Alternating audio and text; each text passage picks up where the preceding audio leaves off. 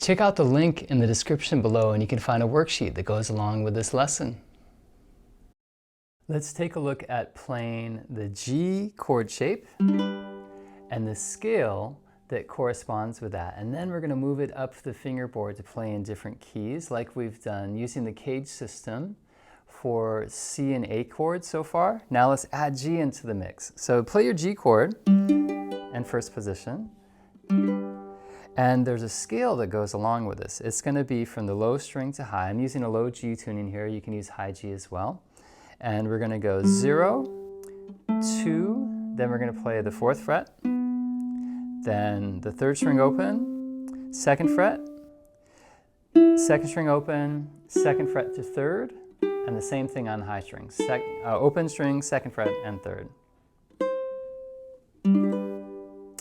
Our root tone is going to be on the 4th string or the 3rd fret of the 2nd string. Those are our two notes that are G. So if you play the chord and then the scale, this is really nice with low G because we start with the root with the lowest string. Very strong. You hear this scale. Sometimes it's hard to pick out a scale if you're starting from a note other than the root and you don't have the key center in your ear. So that's very helpful. So like we've done with the other scales, we have to turn those open strings into fretted notes by replacing that with our first finger. So if I thought of that fingering, and I reserve my index finger to play the open string note, and then move that up, let's say 2 frets. Then we have a movable shape. You plug that in, and we have our G shape. If I did this up 2 frets, I'd have an A chord, and it would go 2, 4, 5, 4. So like a G chord, I'm putting my first finger down to cover the lowest string up 2 frets. Now the scale shape here, this is where it's going to start to really sink in and you can memorize it as something that can move around easily.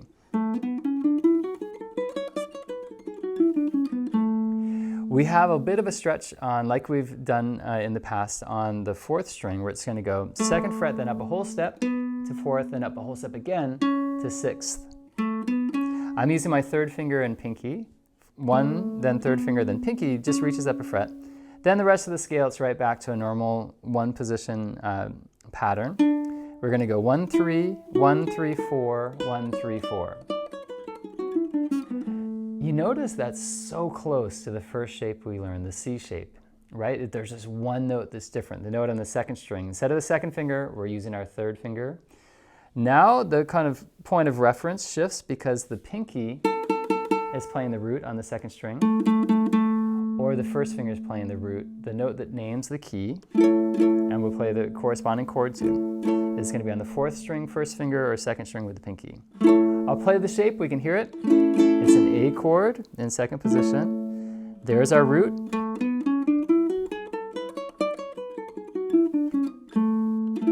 There's a beautiful A.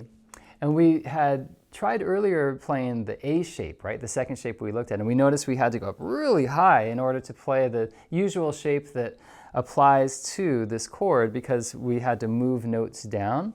And so in this position, very comfortable, it works great. Connects really nicely to an open A chord and then changing it, inverting it up to the G shape.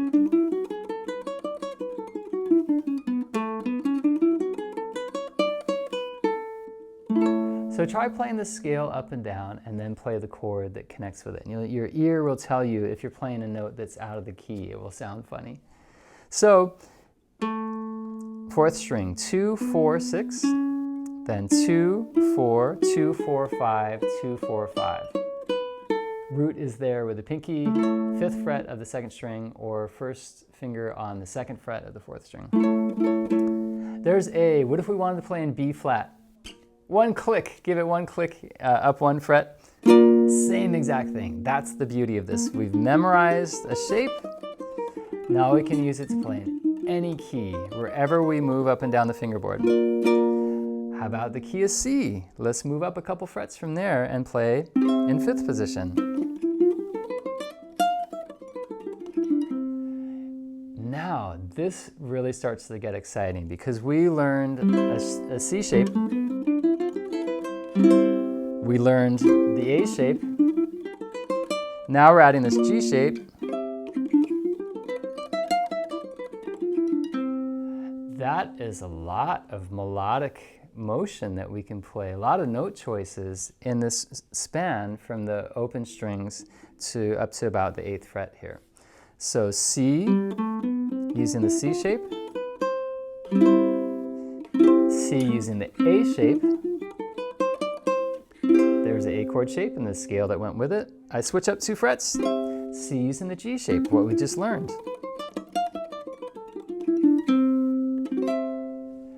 We're going to add in an F shape and a D shape, and then you are good to go. You have the whole fingerboard totally wired and nailed. One step at a time though, before you jump to any new shape, you really need to spend time and really digest this G shape and the whole overall concept. It might be foreign when you're first starting to try to get this under your fingers. So really take your time with this. It's very important. It will shape a lot of how you play music in general and how you can find melodies and navigate the fingerboard. Whatever music you're playing, this is going to be your guide that's going to take you where you want to go. So C shape, review that, A shape, review it, and then G as we just played. We'll try to get in the key of C, bass in 5th position, 5, 7, 9, 5, 7, 5, 7, 8, 5, 7, 8.